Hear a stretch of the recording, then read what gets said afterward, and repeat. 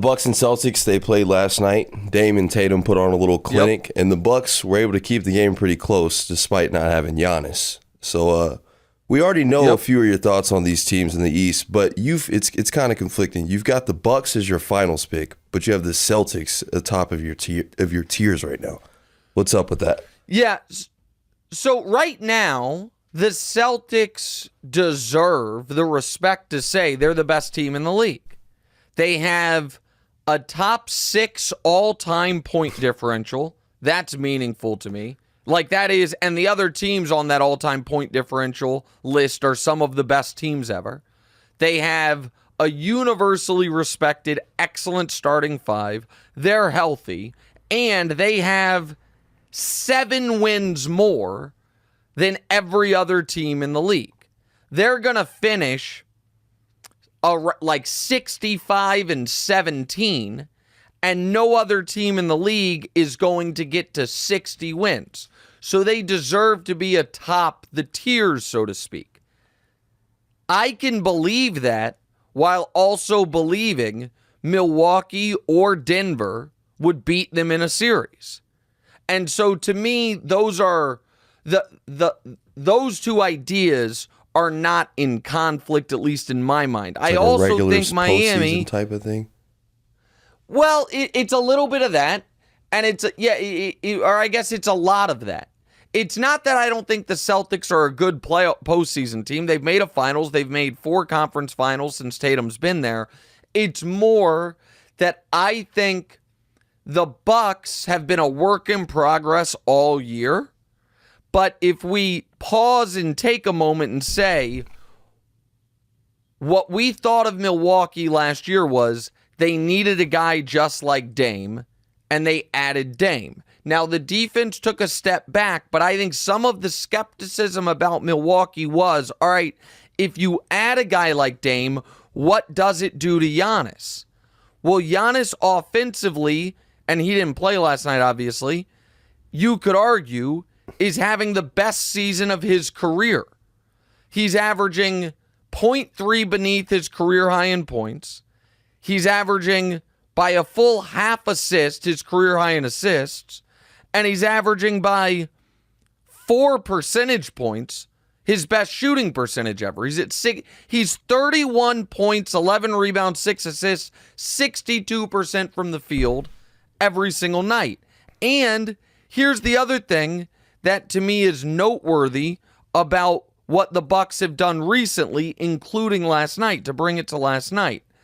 The Bucks' ability as of late to play these other good to excellent teams and to play them without Giannis and to be really good, I think is highly impressive.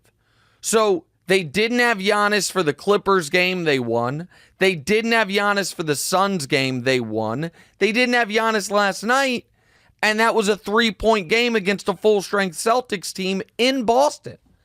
I actually think that, and I think Giannis missing a little bit of time here could actually be good for the Bucks in this regard. It allows Dame to really get in a pre-postseason rhythm, which Dame's been good but not great this year. Dame has not been as good as he was last year, and Dame talked about kind of the emotional toll that, he got divorced, he had to move, he feels lonely. All those things are real things. Sidebar of the sidebar, DeMonte. Did you see the DeAndre Ayton quote? Who? No, if you DeAndre didn't, Ayton there's nothing wrong. No. So on himself. So I'm gonna read it to you, and then I'll tie this to the Dame stuff in a moment. So I'm gonna read you the story from Kurt Hyland on Pro Basketball Talk. It has taken DeAndre Ayton a while to adjust to Portland, both on and off the court. Back in November, he averaged 14 and 9, shooting 59%, solid numbers, but Ayton was passive much of the time, not the inside presence Blazers were counting on. Since the break, Ayton has averaged 24 and 14 on 64%. So what changed? Ayton talked about that adjustment with Aaron Fentress of the Oregonian, and this is what he wrote. or this is what he said, quote, "My body just wasn't my body. People forget the humane difference of me adjusting to everything." Oh, I did see that. Just being the mattress. Just being Sorry, go ahead. Yes. Just being comfortable and waking up. Quote, "I didn't have a bed for quite some time. I was on an air mattress just trying to figure things out. So I'm now going to give you 2 facts. Fact 1, DeAndre Ayton is 25 years old. Fact 2, DeAndre Ayton currently makes $32 million a year. I'm going to add a third fact. Fact 3, DeAndre Ayton makes his money with his body. If you are a grown man and you are in the mid 8-figure earnings club, you know what? I'm going to lower that. If you're in the 7-figure, you know what? I'm going to lower that. If you're in the mid 6-figure earnings club, if you're a grown man making more than $200,000 a year and your body is how you make your money, you're not allowed to sleep on an air mattress for more than one night, and that has to be a really disastrous scenario for it to be one night. that when he's like, oh my goodness, the humane part of it. Here's the adult part of it. I'm a super rich guy. This is affecting my performance at work.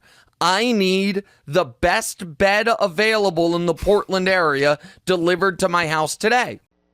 Hey, thanks for watching. Hit the subscribe button to get more from the show, and make sure to click the bell to get notified every time new content drops.